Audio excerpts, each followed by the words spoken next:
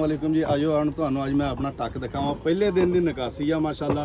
ਪਹਿਲੇ ਦਿਨ ਮੈਂ ਰਦੇ ਰਖਾਏ ਸੀ 18, ਉਸ ਤੋਂ ਬਾਅਦ ਜ਼ਿਗਜ਼ੈਗ ਦੇ ਵਿੱਚ ਅਸੀਂ ਜਦੋਂ ਵੜੇ ਉਦੋਂ ਮੈਂ ਕਰਾਏ 26 ਰਦੇ ਤੇ ਅੱਜ ਪਹਿਲੇ ਦਿਨ ਦੀ ਨਿਕਾਸੀ ਹੈ। ਇਨਸ਼ਾਅੱਲਾ ਆਜੋ ਤੁਹਾਨੂੰ ਮੈਂ ਟੱਕ ਦਿਖਾਉਣਾ।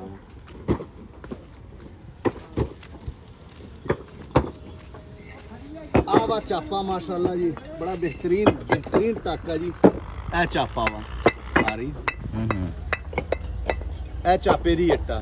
ਹੁਣ ਤੁਹਾਨੂੰ ਘੁਮਾਈ ਨਾ ਜਾਈਏ, ਹੁਣ ਤੁਹਾਨੂੰ ਮੈਂ ਜ਼ੰਜੀਰੇ ਦੀ ਇੱਟ ਦਿਖਾਉਣਾ ਵਾ। ਇਹ ਮਿਸਤਰੀ ਭਰਾ ਇੰਡੀਆ ਜੋ ਮੰਗਾ ਕੇ ਲਿਆਂਦਾ ਆਈ ਸਮਝ।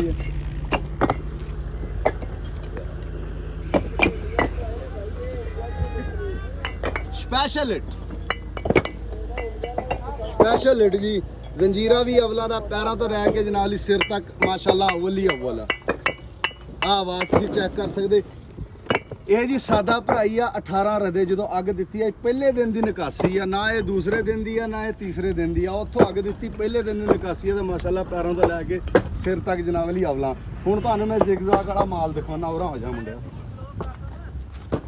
ਇਹ ਜੀ ਜ਼ਿਗਜ਼ਾਗ ਸਪੈਸ਼ਲ ਜ਼ਿਗਜ਼ਾਗ ਗਰਮ ਹੈਗੀ। ਗਰਮ ਬਹੁਤ ਜ਼ਿਆਦਾ ਵਾ ਤਾਂ ਮਾਸ਼ਾਅੱਲਾ ਫੇਰ ਵੀ ਬੜੀ ਬਿਹਤਰੀਨ ਇੱਟ ਆ। ਇਹ ਸਿੱਟ ਤੇ ਲਾ ਆ ਦੇਖ ਮਾਸ਼ਾਅੱਲਾ ਸਿਰ ਤੋਂ ਲੈ ਕੇ ਪੈਰਾਂ ਤੱਕ ਸਪੈਸ਼ਲ ਅਵਲ।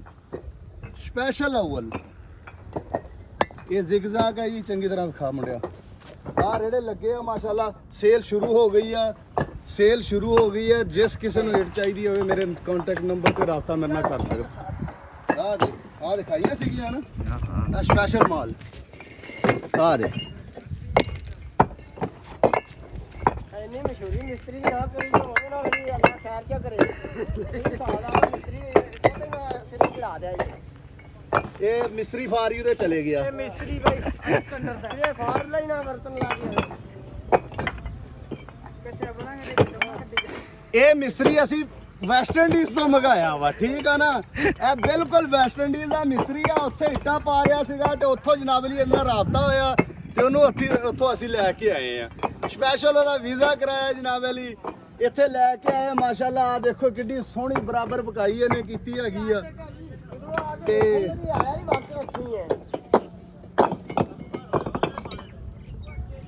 आज की मैं छुट्टी भी करता है ਇਹ ਕਿਸੇ ਵੀ ਭੱਠੇ ਵਾਲੇ ਦੀ ਜਨਾਬ ਅਲੀ ਚਾਲਾਂ 'ਚ ਇਵੇਂ ਦਾ ਟੱਕ ਹੋਵੇ ਤੇ ਮੈਨੂੰ ਵੀਡੀਓ ਭੇਜ ਸਕਦਾ ਵਾ, ਕਿਸੇ ਵੀ ਭੱਠੇ ਵਾਲੇ ਦੀ। ਬਸ